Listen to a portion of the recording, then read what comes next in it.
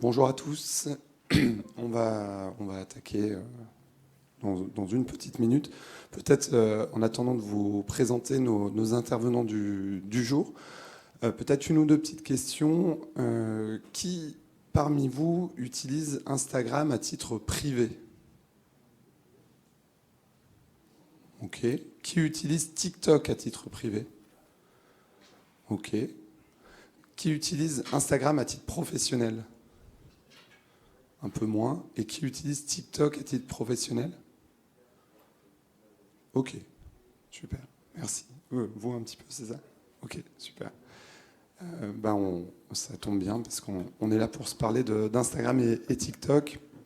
Je m'appelle Sébastien Perron et je suis le dirigeant d'une petite structure qui s'appelle les Folies Web.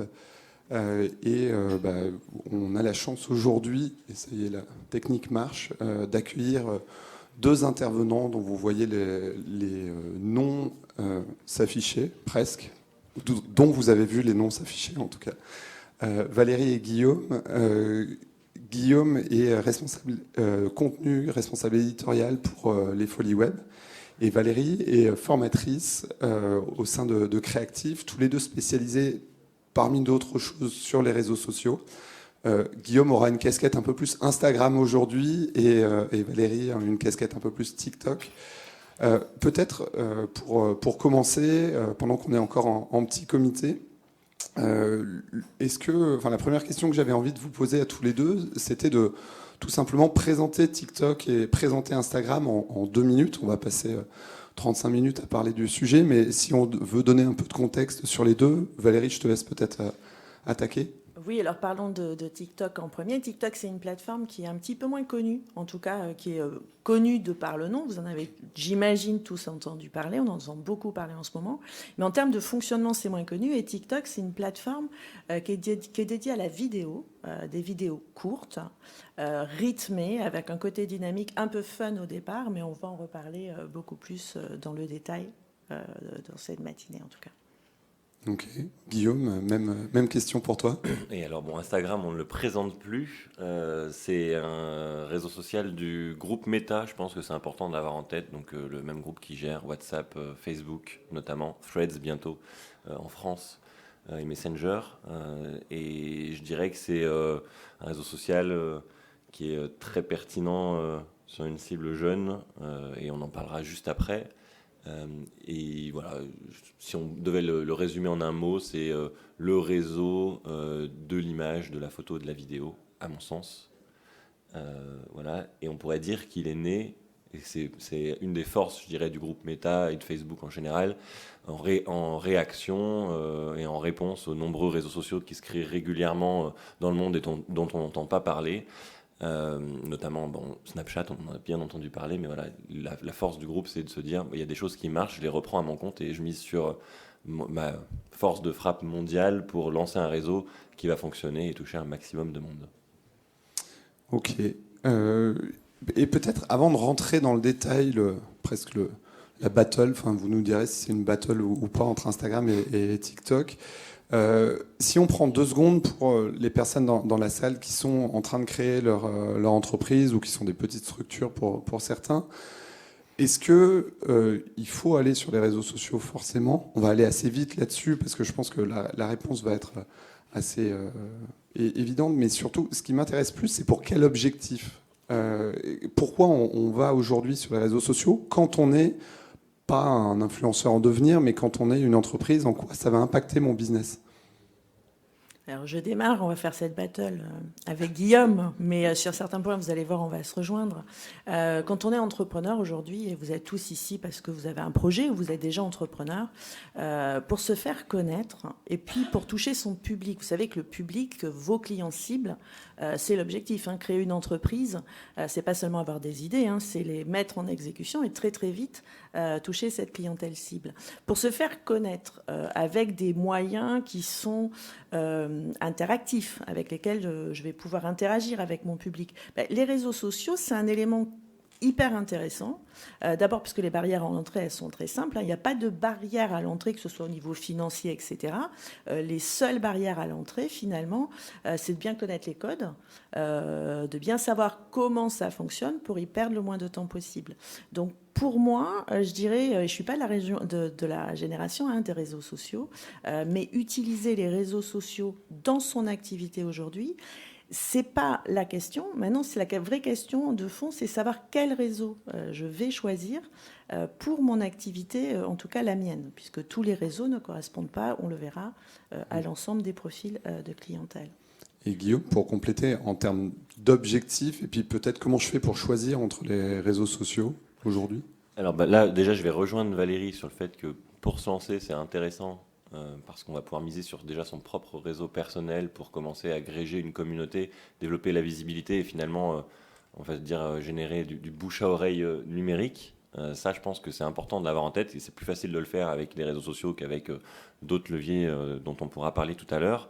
Et ensuite, ce qui est important, à mon avis, pour choisir finalement ces réseaux sociaux, c'est de bien comprendre et d'être bien au clair sur ses objectifs business ou marketing et se dire, OK, je vais utiliser les réseaux sociaux pour telle bonne raison. Soit ça va être pour acquérir des premiers clients, des nouveaux clients. Et donc là, à ce moment-là, vous avez un objectif chiffré qui est de dire, je veux X nouveaux clients par mois qui proviennent de mes réseaux sociaux.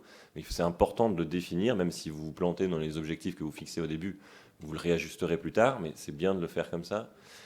Mais les réseaux, c'est ce que je dis sur d'autres ateliers, c'est important aussi d'avoir en tête que c'est pas toujours fait que pour acquérir des nouveaux clients. On peut s'en servir pour fidéliser une clientèle existante aussi. C'est très intéressant. On peut s'en servir pour faire de la relation client, du SAV. Je prends toujours l'exemple de la SNCF qui utilise Twitter notamment, enfin X maintenant, pour tenir informé ses clients sur les grèves, par exemple, comme c'est le cas aujourd'hui. Et donc, si vous êtes bien au clair sur ce que vous voulez en faire et à quel besoin pour votre entreprise ça va répondre, ça vous donne déjà un premier élément de réponse sur le type de réseau que vous allez utiliser. Si vous allez plus aller sur des réseaux photos, vidéos, des réseaux plus axés sur le texte, comme Twitter, et voilà. Et justement, donc, moi, si j'entends et si je résume ce que vous disiez, il y a un sujet qui est d'aller où sa cible est. Si ma cible est sur Instagram ou si ma cible est sur sur TikTok, tu parlais de Twitter, c'est parti. Est-ce que ça veut dire mécaniquement que moi je peux y aller en tant que dirigeant? Simplement, est-ce que je dois juste regarder si ma cible est là et puis c'est parti? Ou est-ce qu'il y a d'autres choses à prendre en compte? Alors, mécaniquement, ce qu'il faut regarder, oui, si votre cible est sur un réseau social, mécaniquement, on peut se positionner sur ce réseau social. Mais on a parlé de mécanique, et qui dit mécanique, quelque part, il y a un mot derrière qui va être associé. Ça veut dire stratégie, ça veut dire plan d'action, ça veut dire maîtriser les rouages de la mécanique.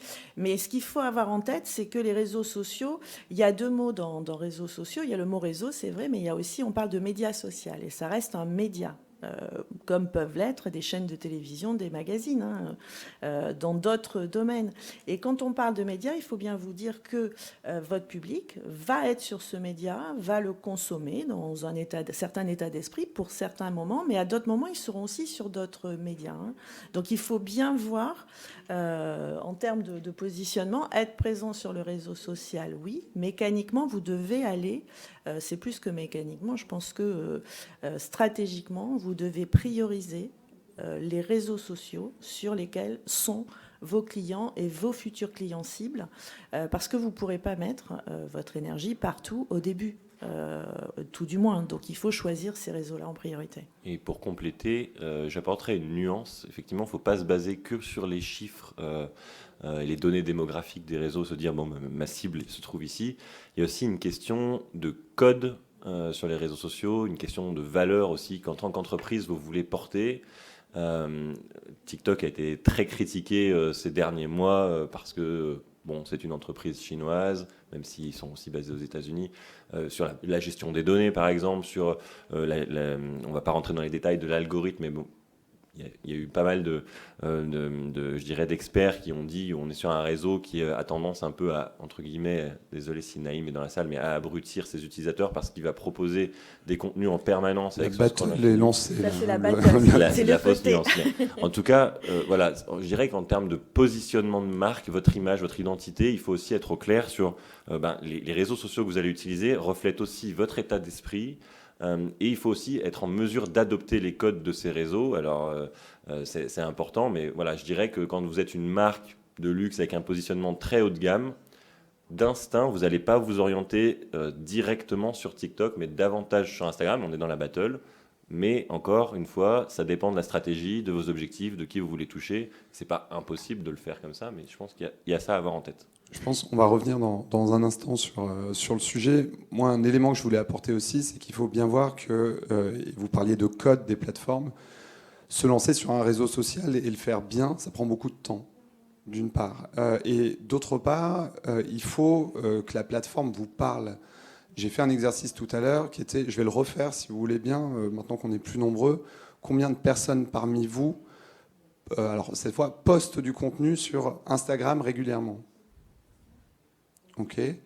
Combien de personnes parmi vous postent du contenu sur TikTok régulièrement ? Vous êtes 4. Le sujet ici, c'est de se dire, si vous vous lancez sur une plateforme, que ce soit Instagram, que ce soit TikTok, que ce soit d'autres réseaux sociaux, il y a un contrat avec vous-même tout de suite, ou alors vous allez choisir de déléguer, mais il y a un contrat avec vous-même qui est de se dire, si vous vous lancez sur une plateforme, ça va prendre du temps, il va falloir adopter les codes. Si les codes ne vous parlent pas spontanément, soit il va falloir vous forcer potentiellement, prendre ces codes-là, et c'est là où il y a le contrat avec vous-même pour vous dire est-ce que vous serez en mesure de le faire, ou bien potentiellement réfléchir à le déléguer, ou ça peut être un critère de sélection justement entre Instagram, TikTok ou d'autres. Parce que le fait que la cible soit là, il n'y a pas de doute là-dessus. Aujourd'hui, ils sont tellement gros qu'il y a une partie de votre cible qui est probablement avec des surreprésentations. Mais après, est-ce que vous allez être en mesure de vous lancer dans cette aventure ? Et c'est pour ça aussi, je pense qu'il était évoqué le fait d'en choisir un et de le faire bien, quitte à être présent aussi techniquement sur d'autres et recycler le contenu. Mais on va y revenir.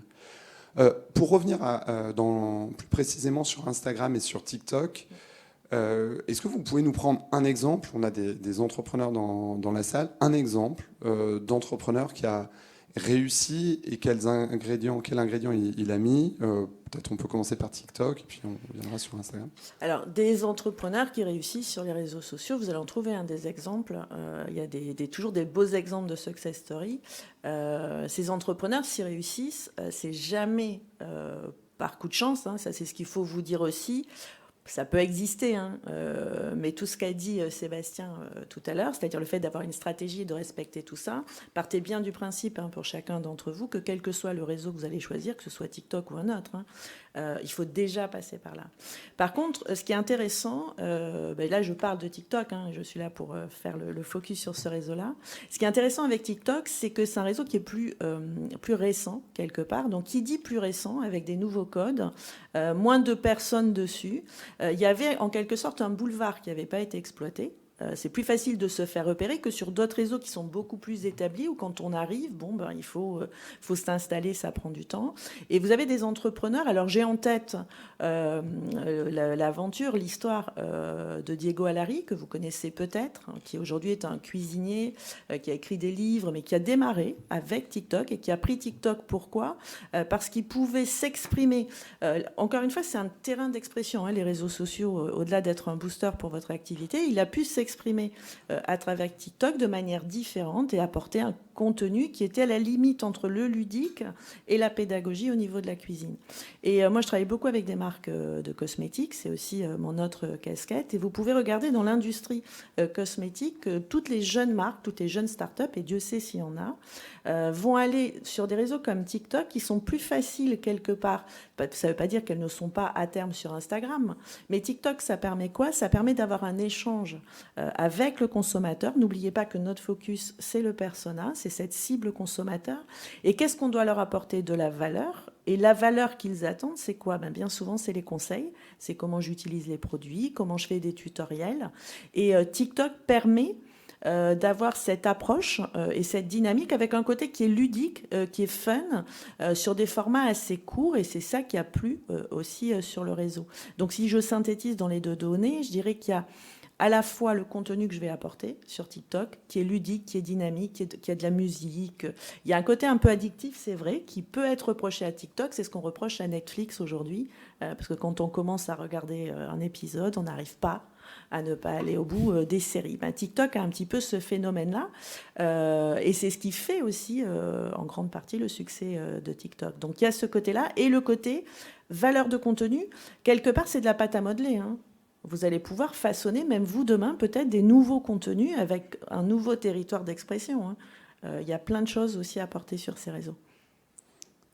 Guillaume, un exemple? Alors moi, je vais prendre un exemple d'un entrepreneur beaucoup moins célèbre, pour le coup, même c'est une entrepreneuse que j'ai découverte sur Instagram, parce que je fais un peu de photographie à côté sur mes heures perdues. Et donc il s'agit d'une mannequin qui s'appelle Elsa Couturier, qui est de la région parisienne, que vous connaissez peut-être. Elle a sur son compte Instagram de mannequin 82 000 et des brouettes abonnés. Et elle a décidé depuis un an de se lancer dans la création d'une marque de maillots de bain échancrés qui s'appelle Pudic, même Pudic Swim si vous voulez la trouver sur Instagram. Donc on pourrait se dire comme ça qu'elle a tout misé sur son réseau, ses abonnés, ses 82 000 abonnés pour lancer sa marque. Et en fait, pas tant que ça, parce qu'elle a lancé officiellement, je crois, autour du mars-avril cette année, son compte Instagram Pudic, et elle a commencé à se créer une super grosse communauté. Malheureusement, son compte a été supprimé par Instagram, et c'est tout là la limite des réseaux sociaux, c'est que parfois on n'a pas la main sur ce qu'on fait. Bref, elle a recommencé un autre compte, et on va dire qu'au mois de mai, elle lançait officiellement sa marque, et elle a aujourd'hui 1200 abonnés sur son Instagram. Donc c'est pas énorme, hein. Et du coup, on peut se dire, pour quelqu'un qui a 82 000 abonnés par ailleurs, 1200 sur un compte de marque depuis le mois de mai, donc là on est en septembre, c'est pas fou. Néanmoins, ça lui a permis quand même, et je trouve que c'est intéressant, de faire ses premières ventes en tant qu'entrepreneur. Du coup, elle vend des maillots de bain, donc forcément, sa grosse saison, c'était l'été. Et là, elle est sur la phase où elle déstocke ce qui lui reste dans les placards, mais elle a réussi à faire toutes ses premières ventes. Alors, j'ai pas les chiffres. Elle dit aujourd'hui qu'elle n'est pas encore totalement rentable, mais elle est super satisfaite de cette première année.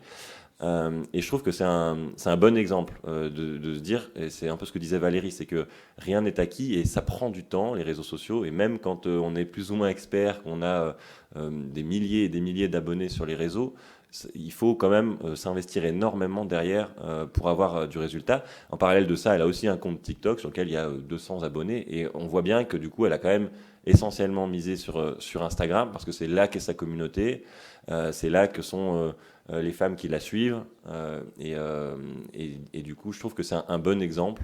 Après j'en ai d'autres, mais on va pas passer la journée sur des exemples. En effet, je te confirme. Je le reprendrai peut-être s'il y a des questions à la fin. Non, mais demain il y aura vos exemples à vous, et c'est ça qui sera intéressant. Mais en tout cas, en stratégie de contenu, ce qui est intéressant là-dessus, c'est qu'elle a vraiment misé, et je pense que c'est important. Instagram et TikTok se rejoignent finalement, même je sais que c'est sans doute une des questions qui va venir, mais sur les formats, même si sur Instagram on peut encore publier beaucoup de photos, on incite les utilisateurs à publier énormément de vidéos, justement parce que c'est le média quand même qui est le plus consommé, celui qui a le plus d'engagement et qui plaît le plus aux utilisateurs. Et donc elle est partie sur des vidéos qui vont expliquer les étapes de création de sa marque, ses valeurs, pourquoi elle a choisi de les faire fabriquer au Portugal et pas en Asie. Et donc c'est vraiment, je trouve que c'est intéressant, en tout cas quand on se lance en tant qu'entrepreneur. On n'a pas trop d'avis clients à partager, on ne peut pas partager des photos comme ça de nos clientes en maillot de bain, mais d'expliquer un peu les coulisses de la création, raconter les valeurs de sa marque, c'est quelque chose qui fonctionne très bien et qui permet d'aller peut-être expliquer aussi un positionnement sur le prix, parce qu'effectivement créer une marque en Europe ça coûte plus cher que de faire fabriquer ses vêtements en Chine, et ça permet comme ça d'expliquer à ses clientes pourquoi ça peut être intéressant de soutenir ce type de projet. Mais on peut le faire, encore une fois, sur Instagram comme sur TikTok, à mon sens. Si on se parle maintenant, pour faire le lien avec ce que tu disais, Guillaume, de format star, c'est quoi le format clé sur Instagram et le format clé sur TikTok, ou les formats, il y en a peut-être plusieurs. Tu parlais un instant, Guillaume, de vidéo. moi, quand j'entends vidéo, je vois tout de suite des YouTube, etc. C'est quoi quand tu parles de vidéo, tu peux préciser ta pensée sur Instagram. C'est quoi les vidéos où et quels sont les formats au-delà de ça? Je dirais qu'il y a 2 formats stars sur Instagram. Le premier étant le plus connu, c'est le Reel ou le réel, ça dépend comment on veut le prononcer, qui dure jusqu'à 90 secondes. Mais, sur la base, c'était un format de 30 secondes, si je ne dis pas de bêtises, et qui vient un petit peu aujourd'hui, pas forcément remplacer la story qu'on connaît d'Instagram, mais qui est de plus en plus utilisée dans les stories en partage. La story est un format un peu à part, donc je ne vais pas le mettre en format star, mais c'est un incontournable, en tout cas dans une stratégie social media sur Instagram. Et l'autre format important, difficile à mettre en place, mais je pense qu'il est essentiel quand on veut fédérer une communauté, créer de l'échange, ça va être le live sur Instagram, qui est extrêmement intéressant. Il offre la possibilité d'échanger en direct, effectivement, en vidéo avec ses abonnés. Et surtout, il va permettre d'inviter aussi d'autres comptes Instagram à venir faire le live, donc en duo par exemple. Ça se voit beaucoup chez les stars, mais il y a beaucoup d'entrepreneurs qui le font aujourd'hui, notamment quand il y a des sujets de faire des partenariats ou travailler à deux sur un produit. Et ça, c'est quelque chose qui marche très bien, même si, effectivement, quand on a une petite communauté, on a assez peu de personnes qui visionnent le live. Ça permet de souder un peu les liens et d'engager vraiment ce cœur de base qui est super important, quoi. Ok. Et même question pour alors, TikTok. même question sur TikTok. Alors, sur TikTok, on va aussi... le format essentiel sur TikTok, c'est la vidéo. Donc, ce format vidéo, vous le retrouvez à plein d'endroits. C'est vrai qu'il y a TikTok, on peut le retrouver sur Instagram, Facebook, LinkedIn, etc. Sauf que sur TikTok, le format vidéo est associé aussi à un catalogue de musique, qui sont des musiques assez dynamiques, très entraînantes, qui vont être aussi, qu'on conseille d'utiliser. Donc, il va y avoir cette forme de viralité qui est aussi intéressante par rapport à TikTok. Mais dans le format vidéo de TikTok, ce qui est intéressant, il y a plusieurs formats. Vous pouvez faire soit des shorts, que vous avez certainement vu quelque part, c'est quelques secondes. C'est un peu ces quelques secondes comme des échantillons, finalement, d'un univers que vous voulez partager avec votre communauté. Et Guillaume parlait de communauté, c'est très important. Le nombre d'abonnés, aujourd'hui, en 2023, c'est pas forcément ça qui est intéressant.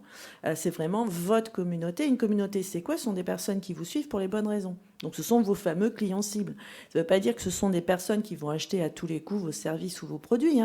Ça ne marche pas comme ça. Et voilà. Mais ce sont des personnes qui sont potentiellement intéressées ou qui peuvent être prescripteurs de votre marque. Et donc, à travers TikTok, notamment, on est là pour interagir avec cette communauté. On est là pour créer du lien. Et on va le faire à travers de la vidéo. Alors, soit des vidéos très courtes, un petit peu fun, pour donner un échantillon, une ambiance, une atmosphère. C'est aussi l'expérience client, ou des vidéos un petit peu plus longues dans lesquelles on va pouvoir parler de tutoriels, faire parler des messages un peu plus longs sur la marque. TikTok va avoir un intérêt, c'est que ces vidéos vont devenir assez virales. Viral, ça veut dire quoi? C'est comme on le voit, ça crée le buzz. L'avantage du buzz sur TikTok, c'est que ce buzz, on va pouvoir le déporter sur d'autres plateformes. Quand je dis déporter, ça veut dire quoi?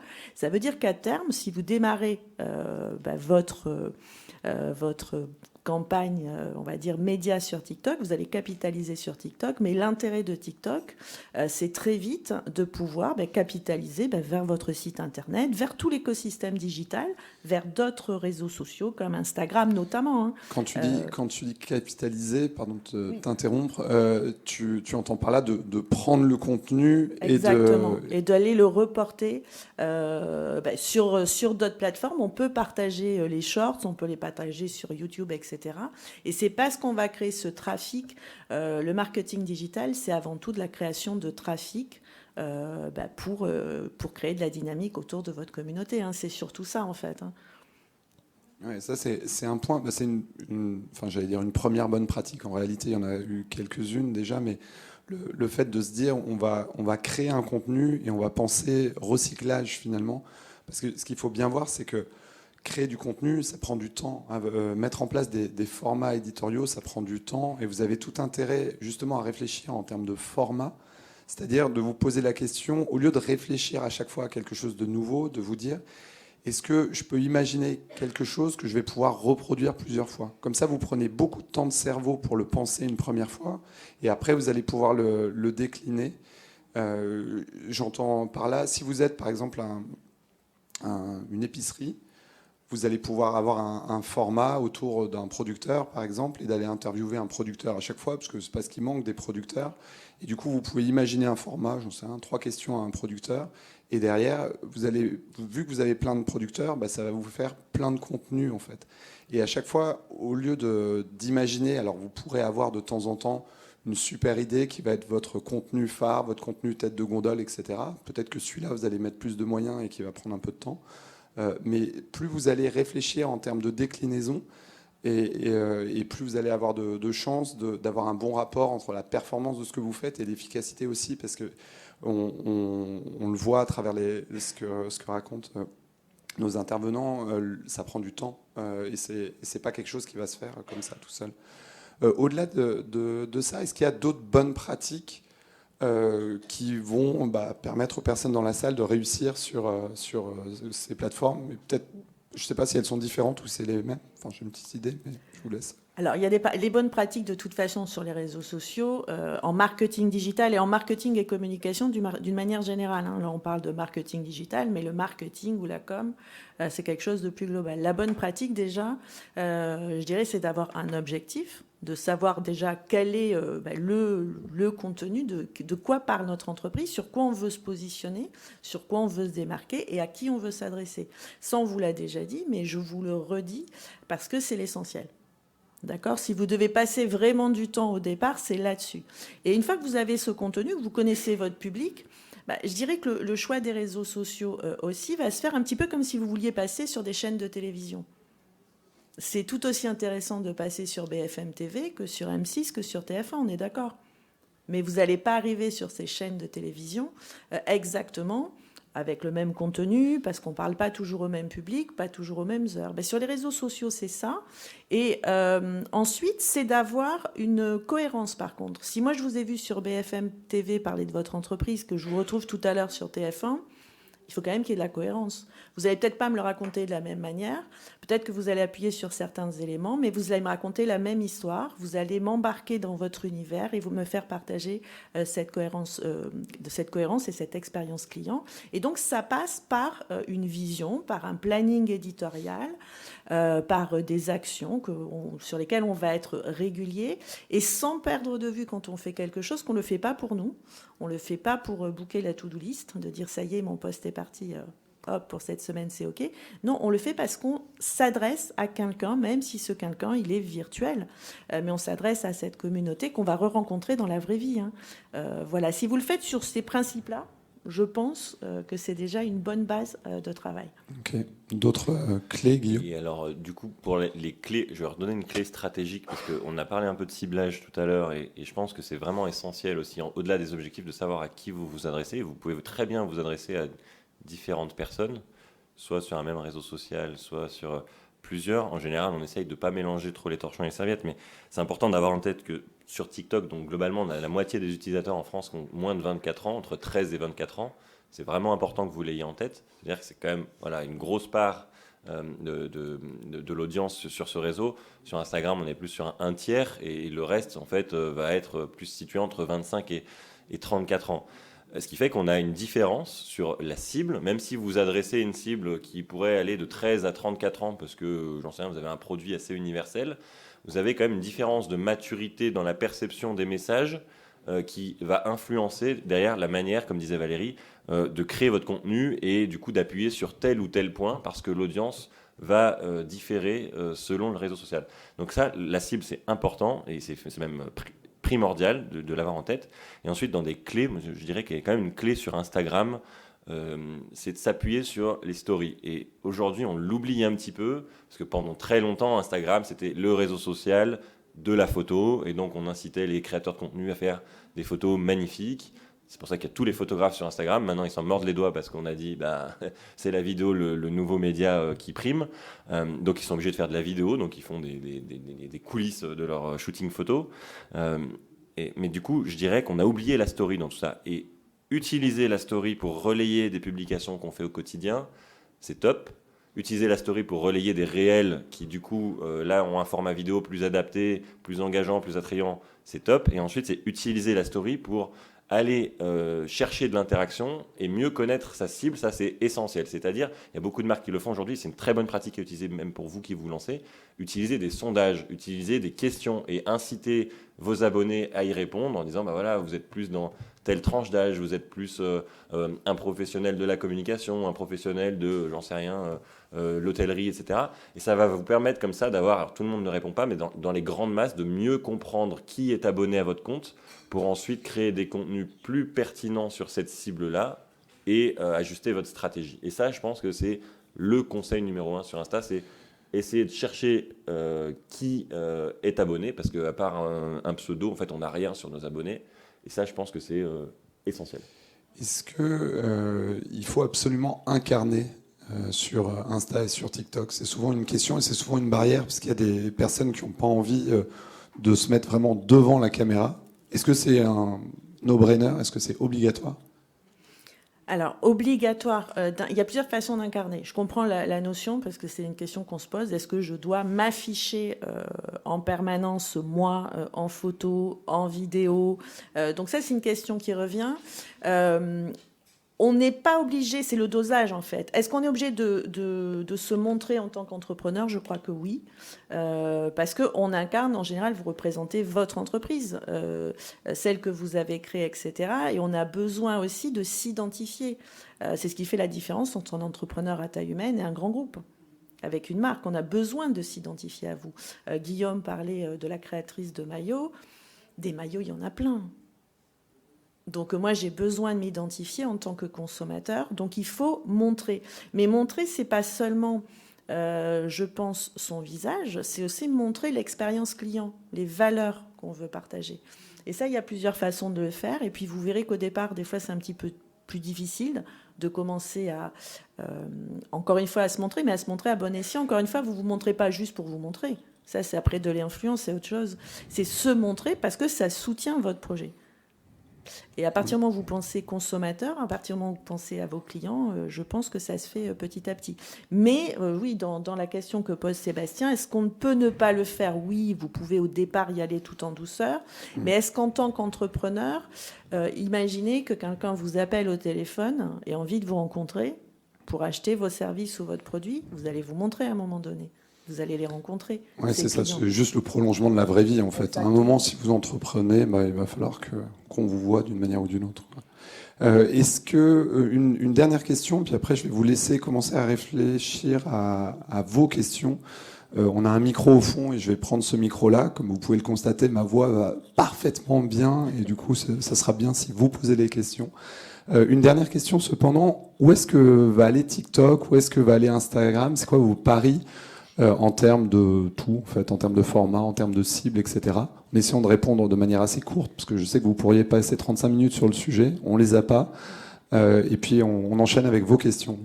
Non, c'est difficile de parler à leur place, dans tous les cas. Parce que... Ouais, ça, on passe, mais du coup, alors, on fait des paris, là. Non, je pense qu'Instagram va rester dans la lignée de ce que fait Meta, c'est-à-dire continuer à voir ce qui fonctionne chez les autres et le remettre à sa sauce. Donc il y aura toujours plus de vidéos, des contenus toujours plus longs. Aujourd'hui, TikTok permet de faire des vidéos de 10 minutes, ce que ne permet pas de faire Instagram. Ils vont y aller, les experts déjà le disent, vous pouvez lire tout un tas d'articles sur le sujet sur Internet. Et on va se diriger davantage vers la vidéo.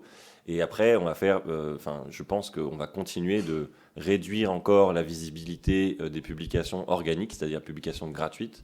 Et à mon sens, et ça c'est un avis personnel, on va tendre vers des publicités qui seront davantage poussées, des publications davantage poussées par la publicité, parce que c'est là le levier économique de ces plateformes.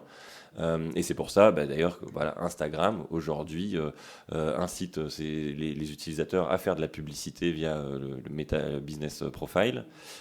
Tout simplement parce qu'ils ont besoin de lever de l'argent et donc on vous dit l'algorithme a changé et du coup il faut faire plus de vidéos. Mais en réalité, ils vont faire ça à chaque fois. Dès qu'ils vont sortir une nouvelle fonctionnalité, l'algorithme va privilégier cette nouvelle fonctionnalité et si vous ne vous en emparez pas, eh bien vous serez obligé de mettre un peu d'argent sur la table pour conserver vos vieux formats et essayer d'avoir un petit peu d'engagement. À mon avis, c'est plus vers là qu'on tend.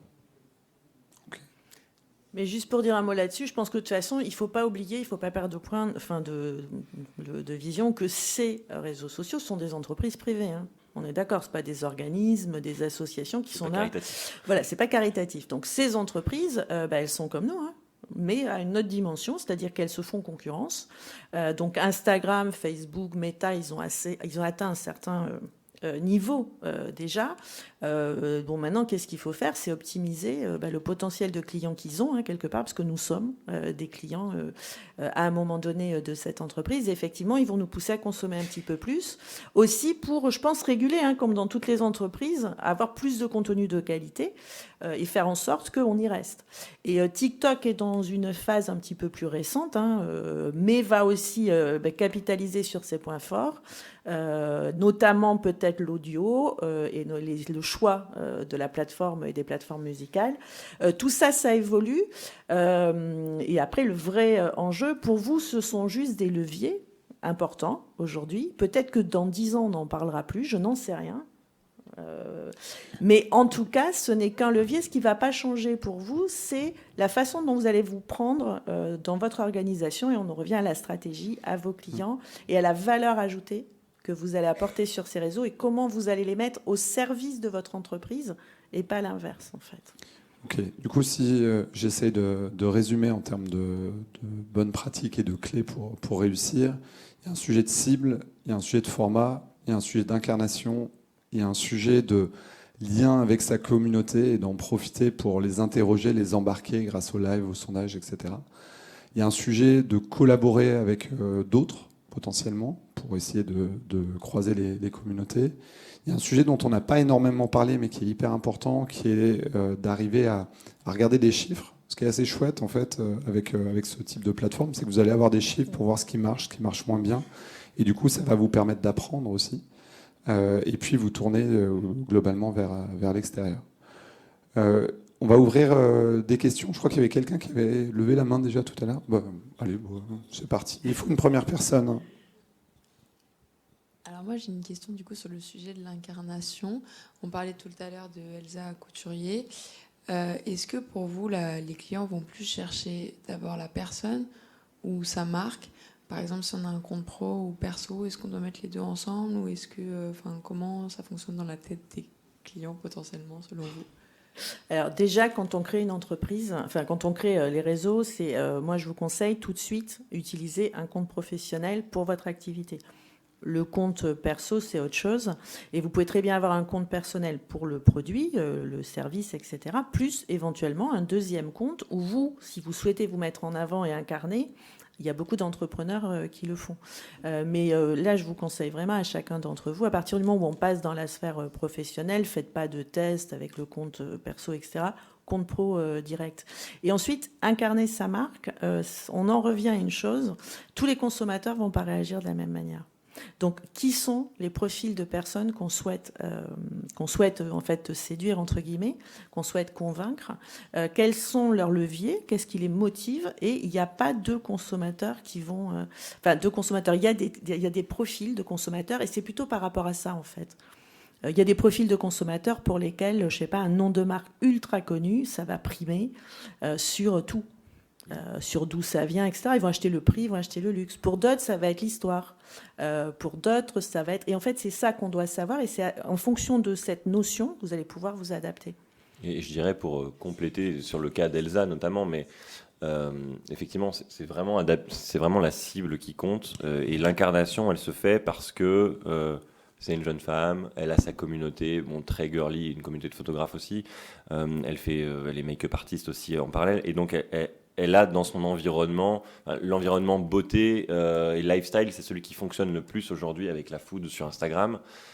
Et donc, effectivement, les gens sont attachés à voir des gens évoluer professionnellement parlant. Enfin, globalement, dans sa communauté, elle a des gens de 18-30 ans, exactement dans sa tranche d'âge à elle, dans ma tranche d'âge. Et donc, on est toujours ravis de voir quelqu'un qui s'épanouit professionnellement, qui monte sa marque, on suit l'aventure. Donc là, on est embarqué par ce truc-là. un expert comptable, je suis désolé s'il y en a dans la salle, mais il aura plus de mal à incarner son truc parce que la comptabilité, c'est moins sexy, c'est moins fun. Après, on peut faire des choses pour le rendre plus sexy, plus Alors fun. ça dépend, Guillaume. Il y a des Ça, experts on peut, comptables qui ont effectivement. révolutionné la compta. En fait, Bien sûr. mais faites voilà. attention par rapport à l'incarnation. Vous vendez un produit ou un service. Si le produit ou le service, c'est à 70% vous, il n'y a pas de souci. Hein. Ça s'appelle de l'influence et ça, c'est autre chose. C'est-à-dire, faites attention en termes de... Là, je parle de business pur. Que viennent acheter les gens, qui fait tourner votre boutique, entre guillemets. Hein. Donc, s'ils viennent chez vous, c'est pour un produit, un service qui correspond à une qualité, qui correspond, quand je dis une expérience client, c'est tout. Voilà. Vous, bien sûr, hein, vous pouvez rajouter là-dessus, raconter votre histoire, etc. Mais alors, attention, dans le côté de l'influence, c'est un peu comme le côté artistique, ça s'entretient, c'est plus volatile. On va prendre une dernière question. On arrive à peu près au terme. Juste après cette question donc, d'une personne qui est tout au fond là-bas, voilà. Deux choses. La première, c'est qu'on reste là pendant quelques minutes, donc vous pouvez tout à fait venir nous voir. Et puis, que ce soit FoliWeb ou Créactif, il va y avoir des ateliers toute la journée. Il y a deux espaces ateliers sur les stands de FoliWeb et Créactif. Et du coup, vous pouvez aussi voir, il y a tout un tas de thèmes qui seront abordés. Voilà. Je vous laisse poser votre question. Très bien, merci. Vous avez plusieurs fois évoqué l'exemple de jeunes entrepreneurs ou plutôt porteurs de projets qui lancent leur marque sur les réseaux sociaux et que finalement les projets finissent par porter. Mais pour moi, la question est plutôt de savoir, est-ce que le débat pour un jeune entrepreneur ou plutôt pour un porteur de projet serait de se demander par quoi je commence, Instagram ou TikTok? Est-ce que le VS vaut la peine ou plutôt de réfléchir sur la complémentarité, surtout quand on voit comment les mises à jour sur Instagram sont en train d'évoluer? Est-ce que la vraie question n'est pas de se demander TikTok ou contre Instagram, ou plutôt comment je mets les deux ensemble pour arriver à construire une stratégie ou un projet qui tienne la route? Alors, en fait, là, on parle aussi... C'est vrai que c'est difficile de parler de manière générale. C'est pas... En fait, quand on parle TikTok versus Instagram, c'est que souvent, c'est actuellement, hein, c'est le débat qu'on se pose. On se dit souvent, soit je vais sur TikTok parce que j'ai une clientèle qui est un peu plus jeune, et je vais sur Instagram. Si je peux pas faire les deux, parce que c'est pas toujours simple de gérer les deux réseaux quand on démarre, hein, en termes de temps. Quand je dis quand on démarre et qu'on est tout seul. Après, si vous êtes à deux dans l'association, si vous prenez un community manager, c'est autre chose.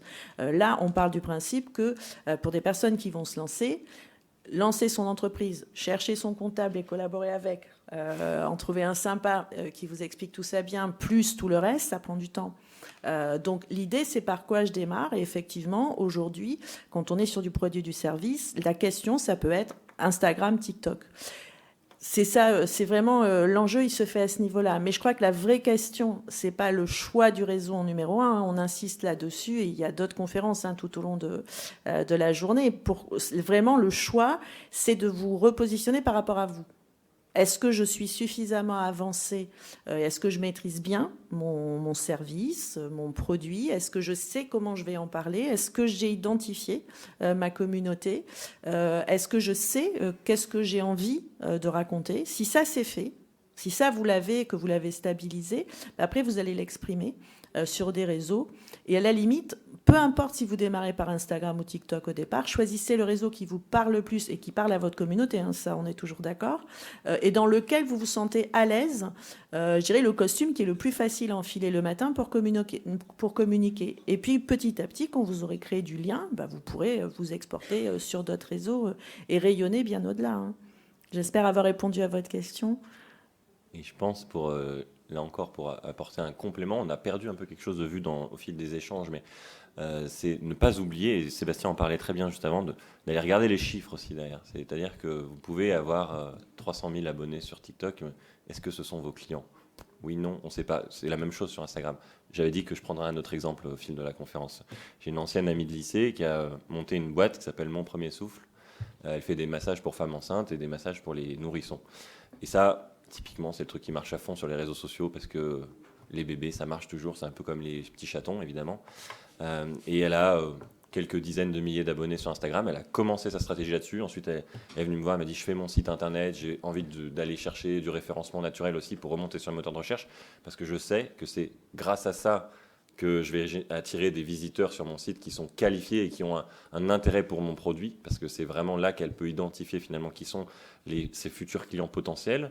Et à côté de ça, sur TikTok, comme elle a des bébés, elle a des super photos parce qu'elle s'est alliée à une photographe et elles font de la communication croisée, elle a, je crois, 300 000 abonnés, ça s'appelle Mon Premier Souffle.